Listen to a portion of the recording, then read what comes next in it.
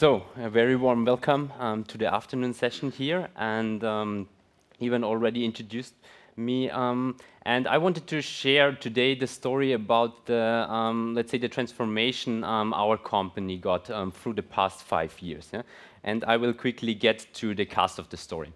Ivan already introduced myself. I was product owner before, then I joined the consulting company. And I do have, let's say, a science background. I studied electronics, and as I'm a consultant, I do travel a lot. Yeah. The company, as already introduced, we have a strong focus on agility, on supporting corporates in adopting agile methodologies. And we are a very project-driven organization, which means that we kind of treat every consulting assignment as a kind of project. So we do have a dedicated project team, we do have objectives, and we do have also some kind of time frame, of course, which we try to change along the way when it is needed. And we are very growth-oriented. That's a slide I will put on the screen later. So we grew a lot over the past few years. And the colleagues of our company, we are very diverse. We do have different educational backgrounds, from lawyers till psychologists till IT project managers. And we are spread across all Germany, Austria, and Switzerland. And as we support our clients in adopting agile methodologies, we are kind of change agents for our clients. As I already mentioned, we are very growth-oriented. So the company was founded in 2009, and it grew up to 25 people in 2013, 2014, when I joined the company. And afterwards, about, let's say at the time when Agile got more and more also a buzzword, we managed to grow up to more than 60 people. And as you can imagine, reorganization in our company, it's not just an event that takes place every few months and years. It is rather the norm. So we are constantly changing. We are constantly hitting some kind of organizational thresholds where you need probably processes, structures, governance, and all the kind of stuff. So before, wrong direction. So before 2013, actually there was no need for a dedicated team structure, because there were a maximum of 10 people working at the company, and there was one leader. It was the managing director. It was the founder of the company, and it was sufficient. It was working. And when the company hit in 2013 the threshold of approximately 15 people, of course you think about what kind of structure should we implement. And let's say the very first approach was quite classic, yeah, or quite traditional. Yeah. So our managing director nominated our 3 most experienced colleagues, assigned them some kind of team leader role, and we assigned all the other colleagues to these 3 teams. Yeah. And it was rather random, yeah? A little bit of geographically assigned, but let's say random. Yeah? And then in addition, they enforced some kind of disciplinary leadership. So these colleagues were responsible for all the duties that has to be done when leading a team. So as we are trying to do Agile also at our clients, and we try to convince them to do that and to live according to values, it somehow feels wrong. Or, I mean, having classic traditional leadership in their own dedicated organization, when trying to preach on the outset that we do have lateral leadership and all that kind of stuff. So the next question was, what about doing Scrum? Yeah? I mean, it's obvious. Yeah? So we tried to let's say to group the colleagues according to the projects we have. Yeah? So we have a project for each client. And so we tried to group together all the colleagues that are working for one client. And we assigned the product owner role to the key account manager for that client. He was responsible for fulfilling the contract. He was responsible for doing new business development there. And we voluntarily, let's say, were voting on a Scrum Master in the team who was responsible for getting the team more productive. So apart from moving to new roles, we also moved from a disciplinary leadership to a more lateral one. And the only, let's say, disciplinary leader remained the managing director, who was also responsible for performance management, appraisals, and all that kind of stuff. In addition, we introduced some kind of marketplace concept, yeah, to balance, let's say, supply and demand. It's a virtual chat room actually, and we try to post there every new lead, every new consulting assignment. We post it there and say what we need, yeah? And then our colleagues can voluntarily say, hey, I have interest in that opportunity, I have interest in that project, and I want to join. In contrast, also if colleagues do have free time, for example, if a colleague has 2 days off the next 2 weeks, he can say, I have free time, yeah, and I can support who has something to do where I can also deliver value. So actually, it's quite an amazing, let's say, concept in order to, let's say, foster self-organization, foster engagement and empowerment to really decide on ourselves, on everyone on self in order to what to pursue, what opportunity to take. While this was quite okay for, I think we had this structure for probably 1 year or 1.5, we still figured out some of the issues or learnings we had with the structure, and we agreed that it isn't the, let's say, the final stage of our journey. And I want to share, let's say, the most important learnings we got from there. So we do have a lot of colleagues, or at that time we did have a lot of colleagues that were working alone for a client. Yeah? And so these colleagues weren't assigned to any team, and this was quite rather sad, yeah? As they don't have the opportunity to contribute in one team. We did have also a lot of colleagues that were working for 2 or even more clients. Yeah? And as you can imagine, being in 2 teams, being in 3 teams, it's always tough. Yeah? You have not really a focus, and you rather feel torn apart. Yeah? And as our consulting business is quite volatile, we do have a lot of short-term assignments. Let's say people are quickly moving across teams. Yeah? So teams have been frequently changing, and especially for the Scrum Masters, it was a mess. Yeah? I mean, you can't, let's say, develop a team to high performance if every 2 weeks the colleagues are changing. So we agreed that's not let's say, the sustainable team structure we want to pursue. We grew with this structure about to 30, 35 people, and we said, okay, when we move beyond 30, beyond 40, we need somehow a different approach. So the next step in our journey was in April 2016.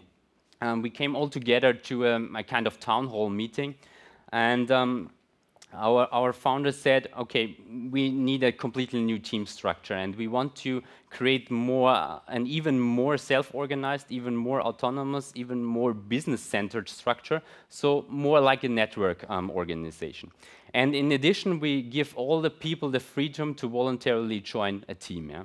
So to give more empowerment, more self-organizing to the teams, to really choose what kind of team are the most appealing one, or which team is the most appealing one, and they had the possibility to join. And we also tried to get more autonomy for the teams, so we allowed them to hire their own colleagues, to do their own marketing and all that kind of stuff. But the news wasn't complete at this time. Yeah? So they told us that we have to think about, or we have to think within the next 20, 30 minutes if we want to found a team. So right now. Yeah? So after founding such a team, the founders got the product owner role assigned, which basically means they are responsible for return on investment for this team. And they should, of course, found a team around this inspiring vision that, of course, creates business value. And after presenting all the visions, then all the other colleagues had the possibility to join each of the teams, or to decide on which team to join. So in the very first moment, actually, I was quite, okay, surprised, yeah, or even shocked, let's say. Yeah? Okay, we have to decide right now. I mean, only 20 minutes, that doesn't make sense. How can I develop a vision in 20 minutes? But we have to say, you have already a focus, yeah, when you are in the business already for some years, and therefore I was eager to, let's say, I was eager to take more responsibility, and actually I decided to found a team, let's say, around the vision of incubating the, let's say, the startup spirit into large corporates. Yeah. Actually, that was the picture of the vision a little bit later after vision workshop. Of course, the MVP for the town hall meeting was rather more simplified. Yeah. And as I already told, after introducing the visions, it was probably 7 to 8 visions that were introduced, 7 to 8 founders. All the other colleagues had the possibility to join the team where the vision was most appealing to them. Yeah? And as I can tell you, the next few months had been some kind of roller coaster of emotions. Yeah? We were very eager to start. Everyone was really excited. We have our own vision. We want to pursue that. Let's go. Yeah? But suddenly we recognized it's also quite difficult, yeah, for such a specific focus to attract new business, to really concentrate, to really focus on that segment. And let's say the founder and 2 of our colleagues that have been involved in introducing the new change, let's say they let us experience all the difficulties and the dilemmas in adopting this new team structure. And therefore we agreed, we did that in April 2016, we agreed let's stick together in this team structure for 8 months, till the end of the year, and let's do a retrospective at the end of the year. But somehow, as with every experiment, somehow you have to stick and do it, yeah? And then you can say, okay, what can we do better, what do we have as a learnings, and how can we incorporate these learnings in a new structure. So it was an amazing experience, the very first 8 months, and I want to share with you the most interesting learnings. The one of the first learnings was that actually it was one founder or a product owner. He wasn't able to convince somebody to join his team. Yeah? So you can say, okay, the vision was not appealing enough. Actually, it was around adopting agile methods in an ERP environment, probably not that sexy. Yeah? But the pity was, it was actually generating business. Yeah? So we had a team that was generating business, that had client assignments or client consulting assignments, but he had no team to deliver it. Yeah? So supply and demand was not matching. Yeah? And that was quite difficult at the very beginning. Yeah? We had also people that were not joining any team, yeah? So some kind of free radicals. And in the very first moment, we thought, okay, it might be okay. I mean, we don't force anybody. Yeah? There is a lot of voluntarily choice in this process. But somehow, after a few months, it feels like they were excluding themselves and they were doing their own stuff. Yeah? So at the retrospective, one of the things we, let's say, incorporated from the learnings was that we don't want to have free radicals anymore. Yeah? So we really try to, every colleague has to be part of one team, and actually that makes sense. Yeah? Another problem we got aware of was that we had teams that weren't able to attract new business. Yeah? So they had an inspiring vision, but they didn't generate the business impact. And after a few months, we decided, I mean, we have to dissolve them. Yeah? Somehow it doesn't make sense to just stay together just for the sake of staying together. Yeah? There must be let's say, a business behind. Yeah? And then we dissolved this team, and it led to a lot of resistance because they felt that this is very rude, and they were, let's say, torn apart and all that kind of stuff. But another learning we got there. Even another learning was that we had a team that grew larger and larger, and we were joking about it's like leaving parents' home. Yeah? It's not easy, but somehow it's necessary at some point in time. So it grew larger and larger because they were hiring colleagues, and it was fine, yeah, because they had a lot of business. Yeah? But they got, in the end, 16 colleagues, and only after 18 months they split up into 3 teams. Yeah? So we really got a lot of these learnings is about emotions. Yeah? So when they were trying to split them, we tried to force them to split up, and they simply didn't want to. Yeah? Or probably they also had issues to find colleagues that were eager enough to found a new team. But just another learning. And probably the most important learning for let's say, for our leaders or our founders within the company was the leadership challenge. So that it is way more difficult to lead a team that voluntarily joins you and your vision.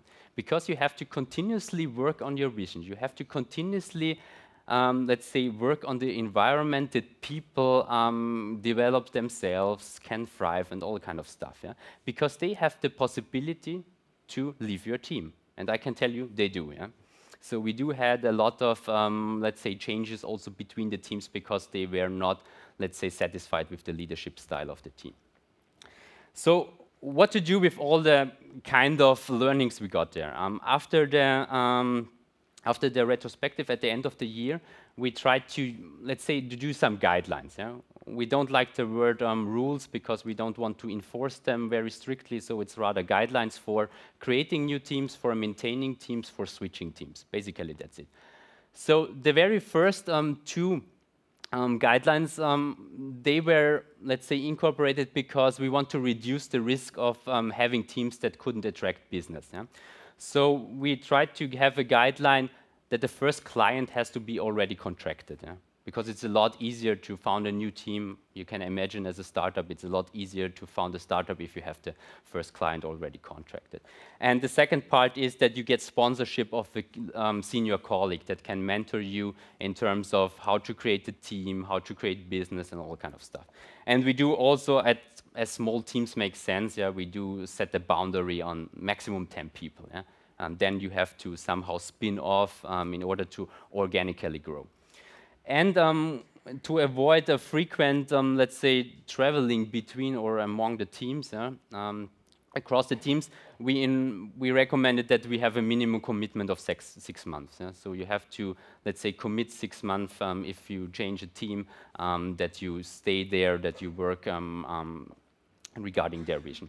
And probably the most important part was the joint guarantee among the teams, because we somehow got the impression that when you're dealing with autonomous teams, you have probably, you're getting into silos again.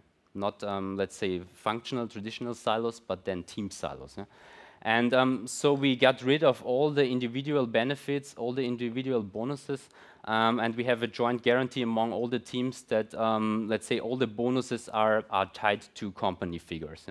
So you can just get a bonus if really the whole company is working well and not just one team. So these were the guidelines, and the good thing is, or let's say then to conclude also the story, we still stick to the structure. So already 3 years, more than 3 years, we still stick to the structure. We think that's the best, or not the best, a way better operating system. You don't know what's the best actually, because people can work where they are naturally motivated. They can choose where they want to help, where they want to support, on which goals and objectives they will want to work. And in addition, let's say, employee satisfaction and also financial results got a raise. But we do have to say that it is very challenging, even for agile coaches, where you might assume that they are used to change, but usually not themselves. Probably that's a reason why this was also tough. And apart from that, we also achieved, let's say, a raise in autonomy, or we got teams that were more autonomous. We got them to do their, let's say, their own marketing, their own sales, which were specifically tied to their vision. And they were also responsible for recruiting new colleagues. So they had the possibility to recruit new colleagues for their teams. And that was especially important because in the very few months, we have seen that teams try to steal colleagues from each other. They were bargaining about how to move one colleague that is good from one team to another. But when we give them the autonomy to recruit by themselves, they really try to get from the market colleagues that fit to their team. And the very last slide is about what are current improvement initiatives. As you can imagine, we do have the structure in place for probably almost 3 years, but there is still something to do, there's still something to improve. The first one is the alignment among the teams. In 2017, we had very autonomous teams, but they were striving all apart. So everyone was doing his or her own stuff. And since the end of 2007, we are working with OKR in order to set, let's say, company priorities, company goals, which allows the teams to do the objectives from bottom up. And another difficulty we still have is managing supply and demand, because it's more challenging for small units. Because actually, this is the advantage of being a larger company, also a larger consulting company. You can easier balance demand and supply. But if you focus, then it's tough again. And we still focus a lot on joint guarantees, so helping out each other. For example, if one team has more, let's say, has more supply or more demand than supply, then they try to convince other colleagues from other teams which probably don't have that much demand in order to help them out. And the very last one is in the 3 years we had the product owner, it somehow figured out that it was the sole responsible. We did a lot, or we assigned a lot of responsibilities at the product owner, and somehow it was a lateral leader, but everyone thought it was the disciplinary one, because he was also in charge of compensation and all kind of stuff. We moved a lot of the, let's say, responsibilities also to the Scrum Master role. The Scrum Master is now in charge of development, in charge of which trainings, which education to pursue. And for strategic decision making, we have a lot of skills. For example, the whole compensation management, the whole appraisal performance management is now in a guild, in order to let's say, to relieve the product owner for doing all that, which makes him or her actually a lateral or a disciplinary leader right more. Okay, then I hope you had got some insights into our story, and I want to thank you for listening to my story.